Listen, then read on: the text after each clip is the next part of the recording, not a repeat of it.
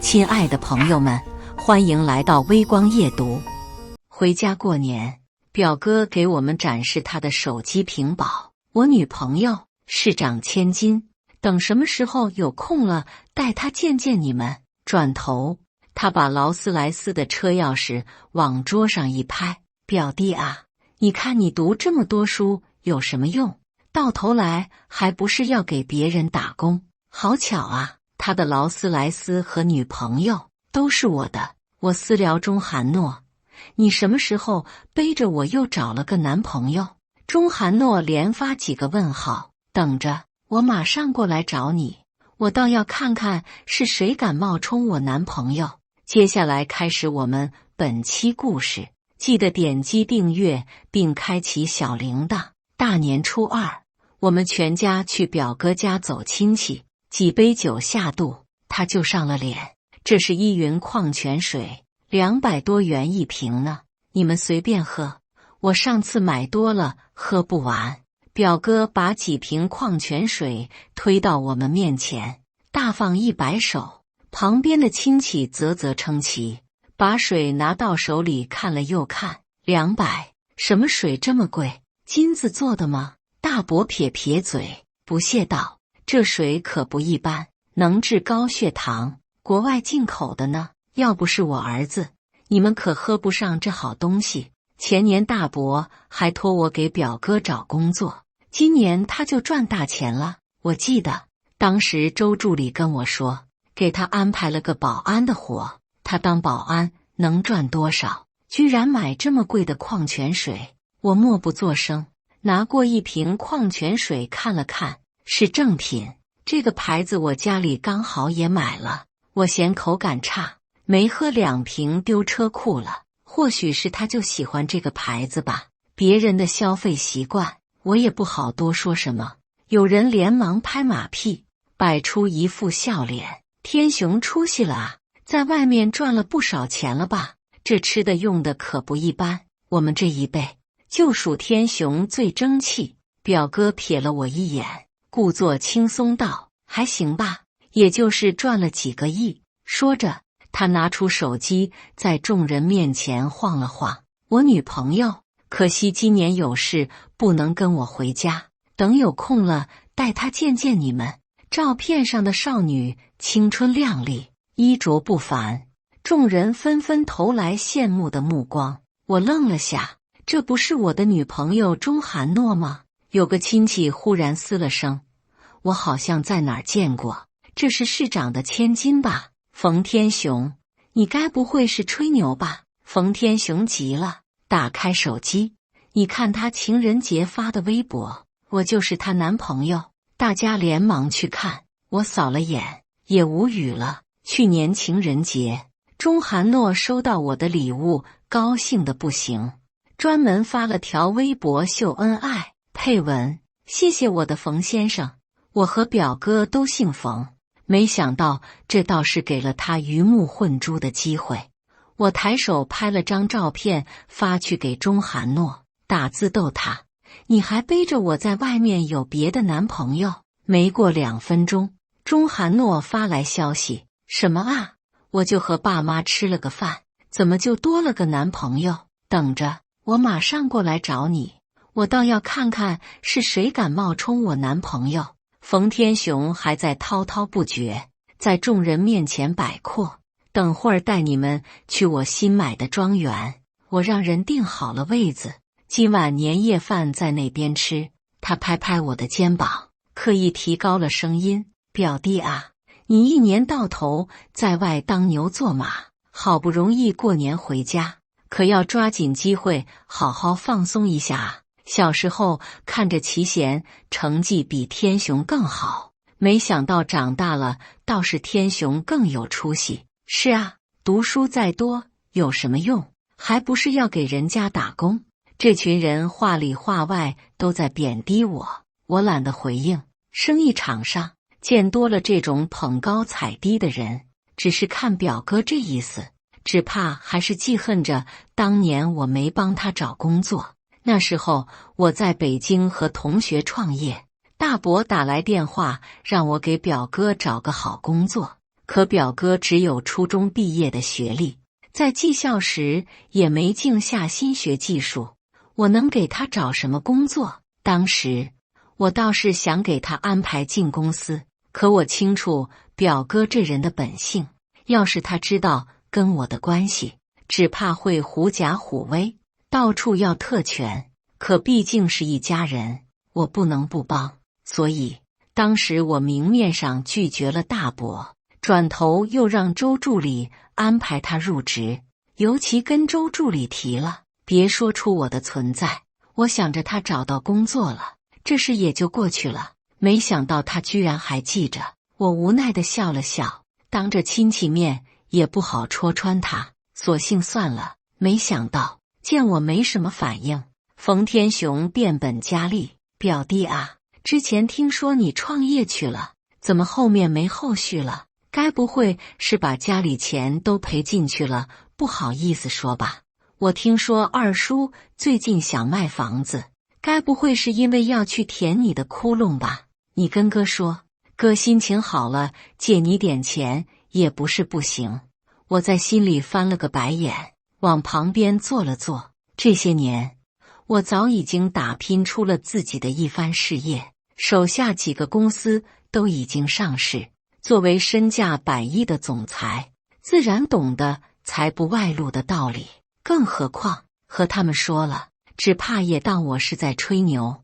我爸妈卖房是因为准备搬去和我一起住，顺便处理这里的房产。今年冬天我就已经在三亚给他们买了一栋海景房，就等着过完年去那边度假。当然这些话说出来，冯天雄也不信。我抬手给冯天雄倒了杯酒，淡淡道：“谢谢表哥关心了，不过我不缺钱。”被我拒绝，冯天雄脸上闪过一丝不屑，觉得我是在装模作样。他掏出怀里的车钥匙，一把拍在桌上：“走了，去我新买的碧玺庄园吃年夜饭，带你们见见世面。”车钥匙有点眼熟，我扫了眼，没放在心上。众人簇拥着冯天雄出了门，一边拍马屁，一边把我挤到了最角落。刚走到楼下，看到那辆停着的橙色劳斯莱斯，我愣了下。亲戚们已经吹捧起来了：“天雄真是年少有为啊，冯叔你好福气，生了这么个争气的儿子。”大伯一脸自得之色，挺起腰瞥了我一眼：“书读的再多有什么用？赚到钱才是真本事。”我没说话，盯着车牌皱起了眉。这辆劳斯莱斯不是我车库里那辆吗？我嫌颜色太花哨，开了几次就懒得开了，一直丢在车库落灰。怎么成了冯天雄的车了？我刚想提问，亲戚们已经上了车，我只好住嘴，给周助理发去消息。过年期间，我给周助理放了7天长假，他一时半会没回我，我只好先和家人上了车。车门关上，我扫了眼车内的小挂件，这确实是我的车。齐贤啊，二叔不是说要卖房子吗？正好，我最近想投资房地产行业，你看看要不要把房子卖我？我看到这车就已经知道他口中的投资房地产是在吹牛。当下皮笑肉不笑回他：“表哥打算多少买？反正卖房的钱对我家来说只是9牛1毛，看在亲戚的面子上，我打个8折卖他也不是不行。”没成想我在这边心里盘算着要给他打折扣，冯天雄却是狮子大开口：“30万吧，怎么样？我听中介说二叔急着卖，我也就不跟你计较了，大家都是亲戚，我吃点亏高价收了。”我愣了下，差点被气笑。我家房子在市中心，还是学区房，按现在市价怎么也得300万往上，他居然敢开30万。我想给他打8折，他反过来想1折拿下，这价格也太低了吧。我似笑非笑，拿出手机当面给他搜市场价，小区的房间就没有低于200万的，都是一家人，你这给出的价格未免太黑了些。冯天雄脸色一沉，反手把烟头往车内一丢。现在房市不景气，我愿意花钱买你家房子，那是看在俩家的关系份上，你别不知好歹。我看着烟头把真皮座椅烫出一个洞来，皱了皱眉，没说话。见我不接茬，冯天雄又对着我爸妈开火：二叔，我是看你们家日子过得不行，都到了要卖房的地步了，这才愿意来搭把手。你看看冯其贤，他这是什么态度？我爸妈当了一辈子老好人，也不愿在过年这个关头跟亲戚闹僵。闻言尴尬道：天雄啊，我们家确实不缺这个钱，卖房的事再说吧。大伯不满意了，反驳我妈：你们是不是觉得吃亏了？我听儿子说，现在互联网行业不景气，冯其贤是失业了吧？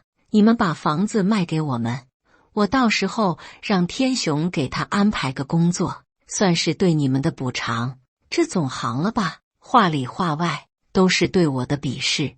我妈这好脾气也忍不住了，冷着声音道：谢谢大哥关心，我们家其贤好着呢，公司也顺利得很。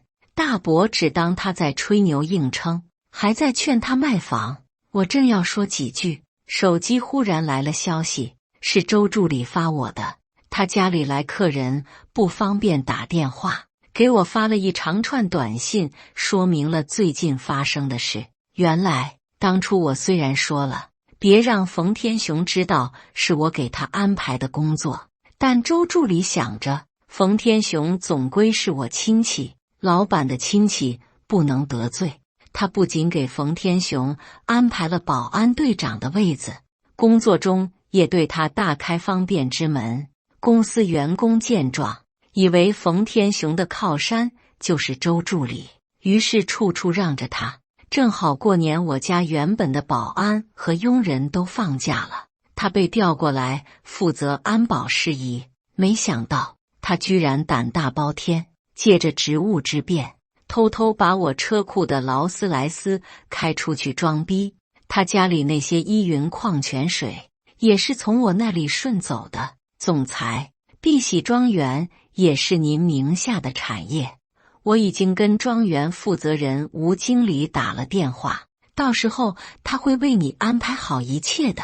我看着最后一条短信，挑眉，没想到冯天雄口中所说的庄园也是我名下的。这些年买的房产太多，我都不记得在老家还买了这栋庄园。抬头，前方出现一扇桐花大门，门口已经有人等着了。冯天雄一拍方向盘，庄园到了，下车吧。刚一下车，门口等着的人就迎了上来。你好，我是碧玺庄园的负责人吴经理。他话还没说完，冯天雄已经握住了他的手。我知道，周助理跟我说了，走，进去吧。吴经理脸上闪过一丝茫然，随即了悟，连忙点头带人进去。我在后面看着这一幕，知道是吴经理把冯天雄错认成了周助理口中的我。看着亲戚们围着冯天雄讨好，我把到嘴边的话咽了下去。我倒要看看冯天雄今天要演什么好戏。我妈倒是对这里有些印象，她拉了我袖子，低声道：儿子啊，这地方是不是就是你之前说的买了要让我跟你爸住的别墅？我点头，是有这么回事，只是当时买了后，爸妈只看了眼照片，说是离市区太远，没有人味，就没过来住过。想到这里，我拍了拍我妈的手，你要是觉得这里不好，我到时候再给你们买个更好的。这句话不知怎么的被前面的冯天雄听到了，他回头讥讽道：冯其贤，你现在是越来越会吹牛了，也不怕被人拆穿，什么话都敢说。这庄园是你能买得起的吗？你自家的房子都要住不起卖了，还吹牛嫌弃我的庄园不好，要买更好的。有亲戚连忙附和：斜着眼呸了声，我看他就是嫉妒你，看你事业有成，发达了，所以才眼红。对啊，冯其贤，你现在怎么这样了？读书读的心眼越来越小，越来越不要脸了。听着众人对我的贬低，冯天雄得意地摆了摆手，赚钱了难免惹人眼红，其贤这样也正常。爸妈看不下去了，想要开口为我说话，我拦下他们，这倒是个好机会。爸妈一向心软，总是给周围那些捧高踩低的亲戚留情面。我之前早就想让他们过去跟我住，他们却念旧，想着老家的亲戚不愿走。我劝了好几次才说动。这群亲戚一向眼皮子浅，我爸妈还没退休那会儿，没少找借口上门打秋风，各种占便宜，零零散散借了好几十万，到现在都还拖着没还。正好接着这次误会，让他们看清这群人嘴脸。饭桌上刚吃完，人还没散，冯天雄拿出一份购房合同丢我爸妈面前。我知道你们家急着用钱，我出这个价已经很给你们面子了，别给脸不要脸。看着上面写的30万，我爸这时候也明白过来了，原来冯天雄一家以为他们卖房是因为我工作出了问题，需要资金填补窟窿，所以才逼着我们低价卖房。他气得脸色通红。这些年我把你当兄弟，你却想趁火打劫。大伯撇嘴不屑道：风水轮流转，谁让你之前一直吹牛有个好儿子？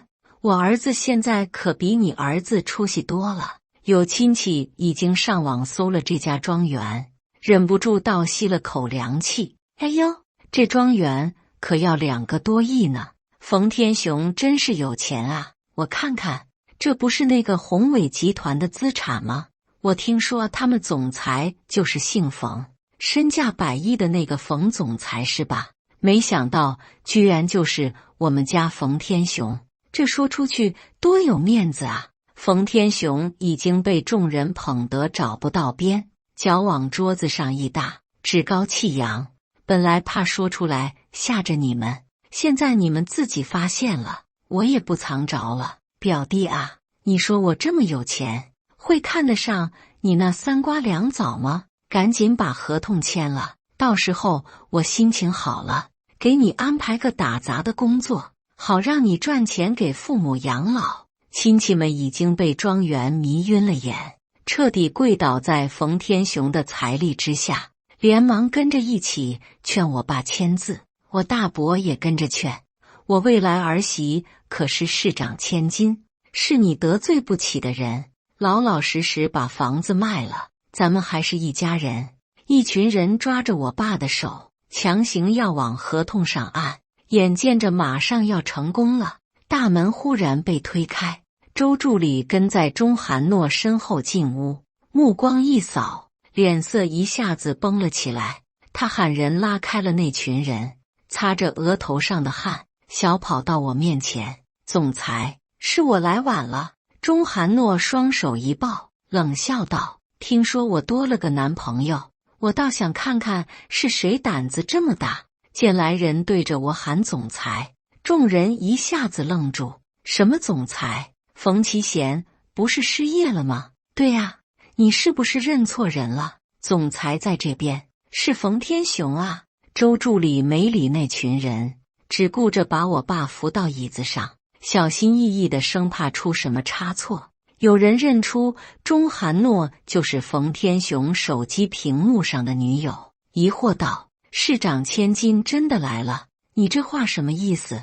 难不成你是单身？是冯天雄在骗我们？钟涵诺上前挽着我，大大方方道：这人确实是在骗你们，但我也不是单身，我的男朋友是冯其贤。大家被这突如其来的变故惊住，一时不知道说什么。冯天雄这时候反倒不敢看钟涵诺了，只小声问周助理：周助理，这是什么情况？他身边的吴经理也看不明白了，小声问道：“周助理，您不是让我接总裁吗？不是这位吗？”我淡淡打断了他的话，把酒窖第3排格子里牧童山庄的红酒拿1瓶出来吧，我爸喜欢喝这个。吴经理瞪大了眼，忍不住道：“你怎么知道那瓶红酒在哪儿？”大伯一愣，恼羞成怒：“冯其贤，你在这儿装腔作势干什么？这是你家吗？你就开始使唤上了。还有这人上来就叫你总裁，你花了几个钱找的人啊？”大伯不认识周助理，还不清楚发生了什么。他看周助理叫我总裁，还以为这是我找来的演员，故意上门演戏来了。我还没说什么，钟涵诺冷笑：“怎么，我也是被冯其贤请过来演戏的？”在场的人都知道他是市长千金，这下对我的身份也没了怀疑。冯天雄有些慌，他喊了周助理几声，都没得到回应，连忙好声好气地跟人解释：“周助理，我不是故意动老板东西的，我就是想着大过年的，带家里人吃顿好的。”周助理冷冷瞥了他一眼，冷笑道：“你要解释，直接去跟我老板解释不就行了？”他指了指我，嘲讽道：“他不是坐在那里吗？你自己去跟他说。”冯天雄顺着周助理的手看到了我，语气里仍然带着几分不可置信：“你说冯其贤，他怎么可能是总裁？他不是破产失业了吗？”周助理没好气道：“谁跟你说总裁破产了？”冯天雄涨红了脸，还是不肯相信。他家都要卖房子攒钱了，那不就是创业失败破产了？听到这话，周助理一时都不知道从哪里反驳。总裁给爸妈买了新房子，所以才要卖老房子。他身价100亿，缺这几个钱吗？冯天雄像是被人直接掐住了脖子，什么话都说不出来了。周助理沉了脸，伸出手来：“车钥匙还给我。”冯天雄，你私自开总裁的劳斯莱斯出来，还假装总裁的庄园是你的，这些事已经违反了职工合同。当初是总裁心善，看在表兄弟的份上，才暗中让我给你安排了工作。现在你被开除了，周围一直看热闹的亲戚们也明白过来了，原来我才是真总裁。冯天雄一直在吹牛。吴经理连忙上前跟我道歉，我看在他也是被蒙蔽的份上，摆摆手没说什么。或许是看我好说话，那群亲戚立刻凑了上来，转而讨好起我来。我就说，齐贤小时候读书就厉害，长大了怎么可能会一事无成呢？对呀，我就觉得冯天雄哪儿都不对劲，现在一看，他果然是装的。齐贤啊，什么时候来姑妈家坐坐？这么多年没见，姑妈也怪想你的。一群人把我围得密不透风，完全看不出之前对我的冷淡。我对他们变脸的速度叹为观止，给周助理递了个眼色，他连忙把我和爸妈从人群里带出来。抱歉，总裁还有事要处理，得先走了。他们见我冷淡，又想跟我爸妈攀交情，可之前那一幕早让我爸妈看清楚了这群人的嘴脸，俩人难得硬气起来，头也不回跟我出了门。周助理把我们送回家，安顿好了才离开。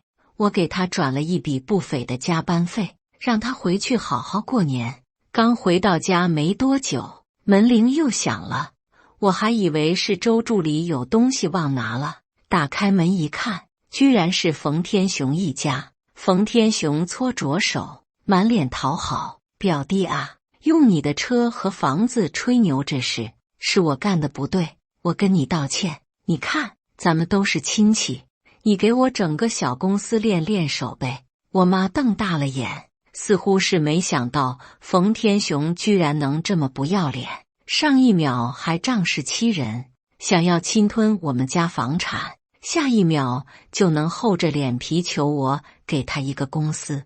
我大伯连忙顺着门缝挤了进来，是啊，弟妹，咱们是一家人，自己家的产业给外人管，这多不放心啊！我们家冯天雄就是缺个锻炼的机会。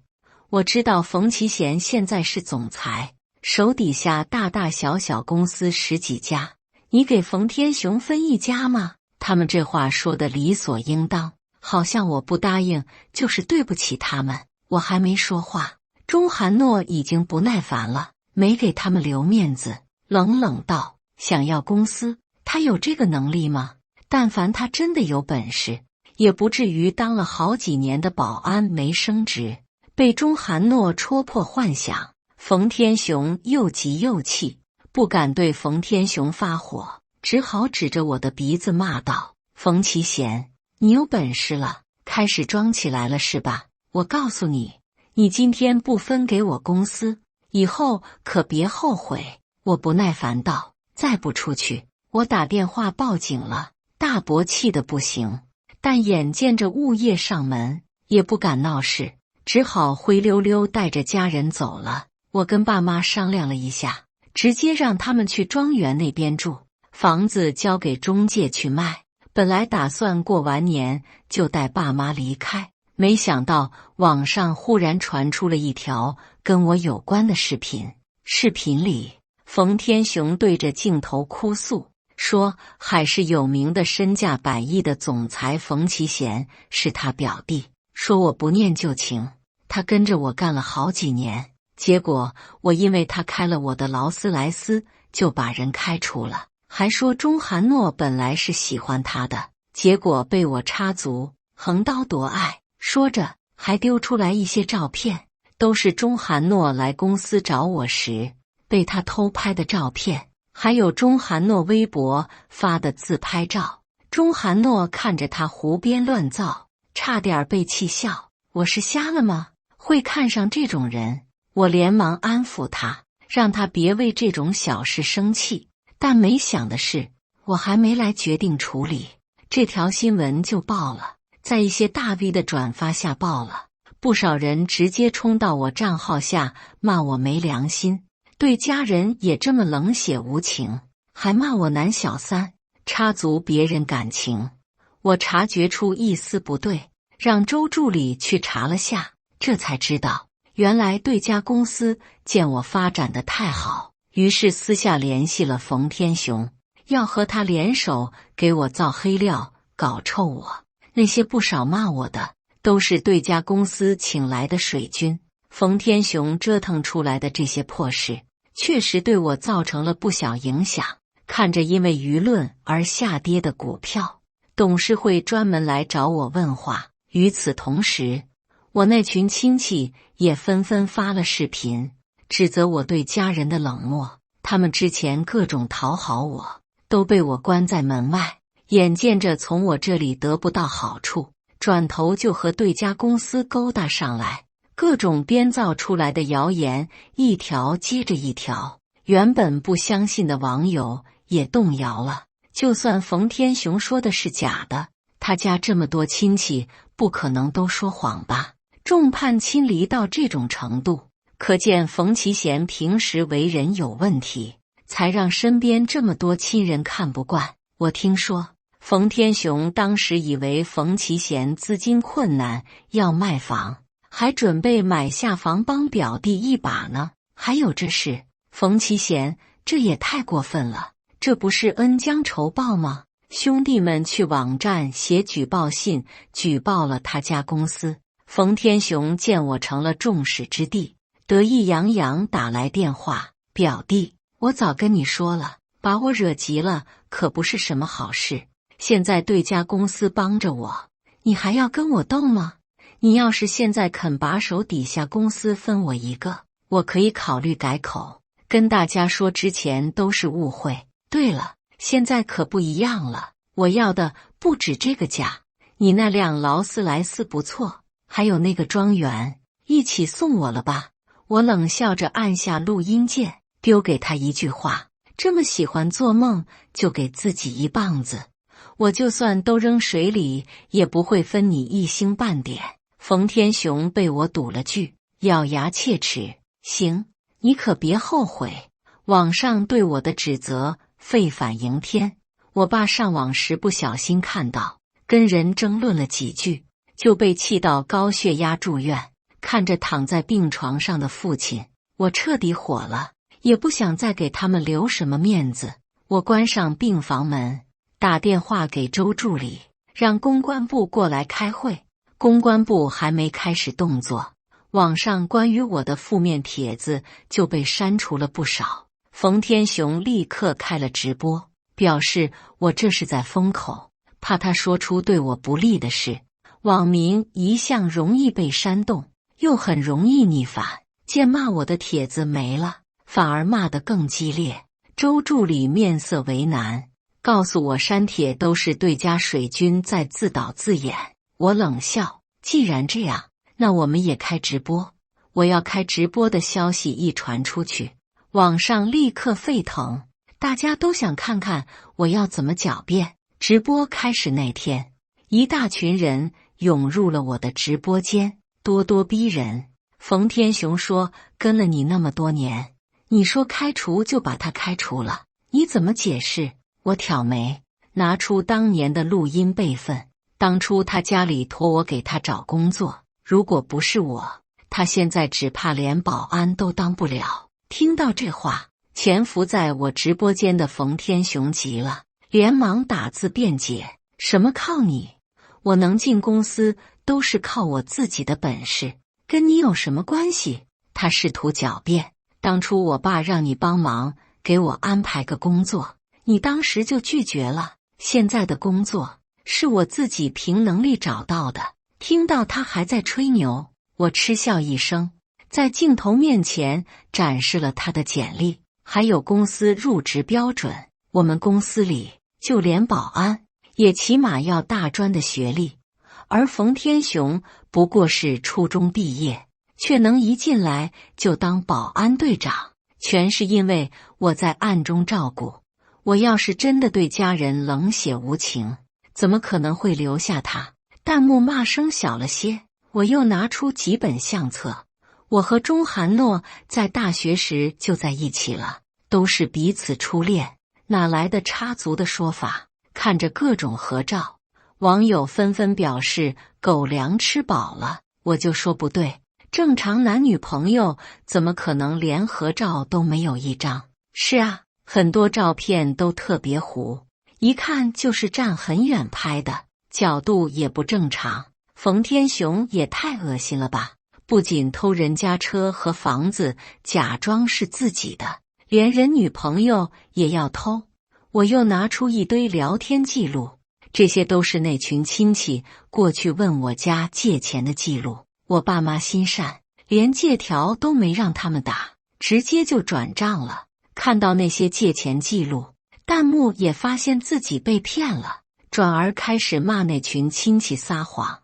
我乘势放出了那天劳斯莱斯里的录音，随着那天对话在直播间响起，弹幕言辞也愈发激烈。大家没想到冯天雄口中的借表弟车开了一下，真相原来是这样。听到他以为我家缺钱，趁火打劫，逼着我们低价卖房子时，网友们彻底看明白了冯天雄的为人。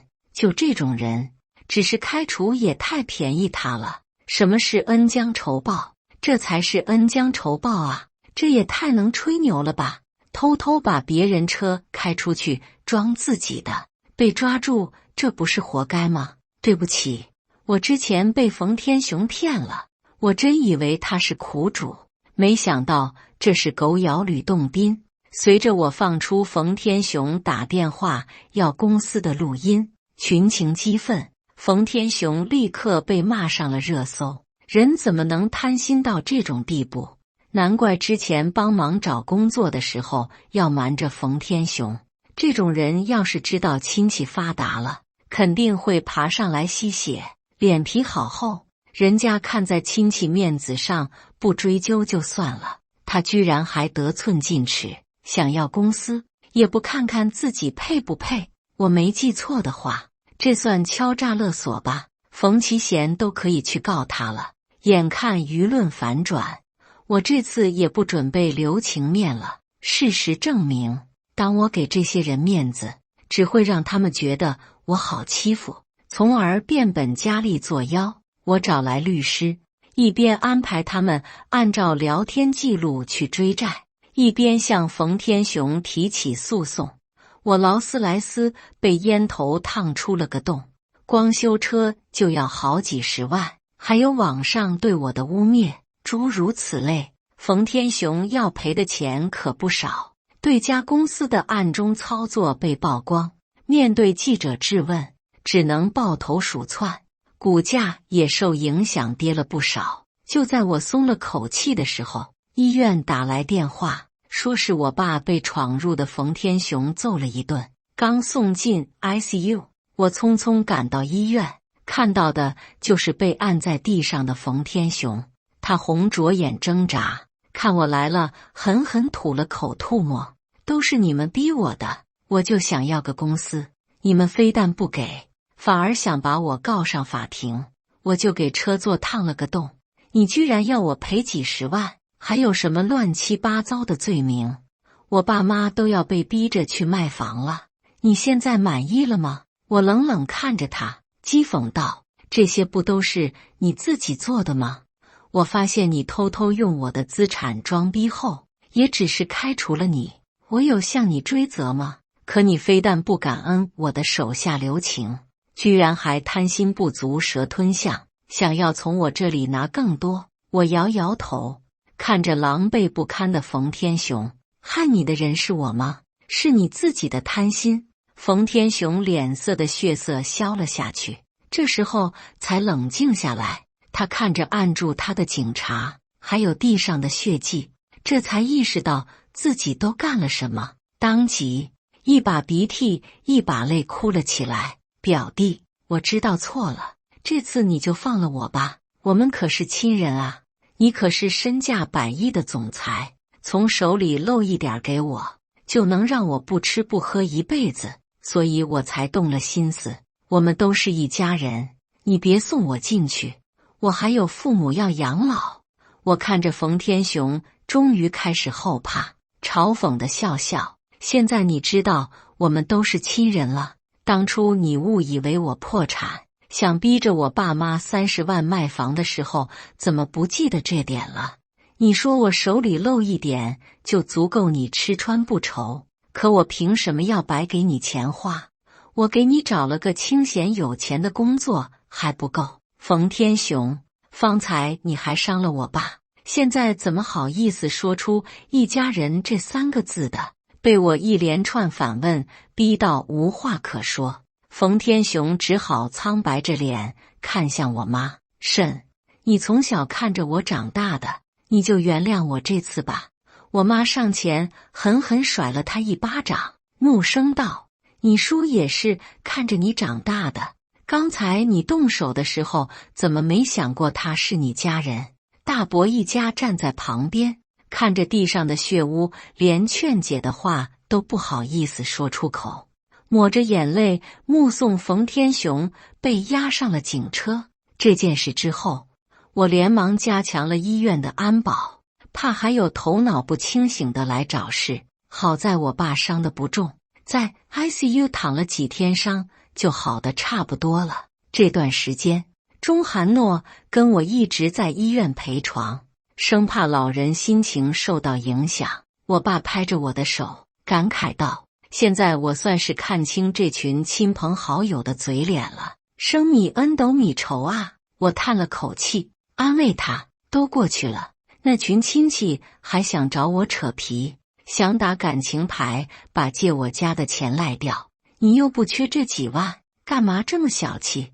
我对他们的嘴脸见怪不怪，只让律师发去了法院传票。见我动真格，他们也不敢再打嘴仗，老老实实还了钱，加起来也就大几十万。他们有一点说的没错，我如今确实不缺这点钱。钟涵诺知道后，建议我把钱都捐给福利院，给真正需要钱的人。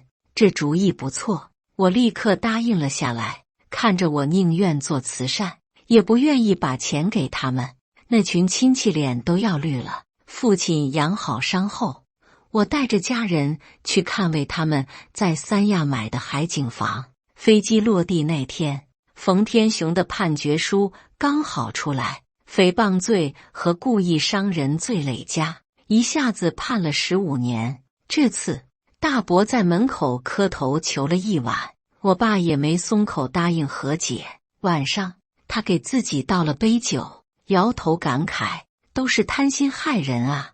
我给冯天雄开的工资不低，他要是老老实实做事，也能把日子过好。可惜人不能贪心，一贪心只怕连自己本来有的都会失去。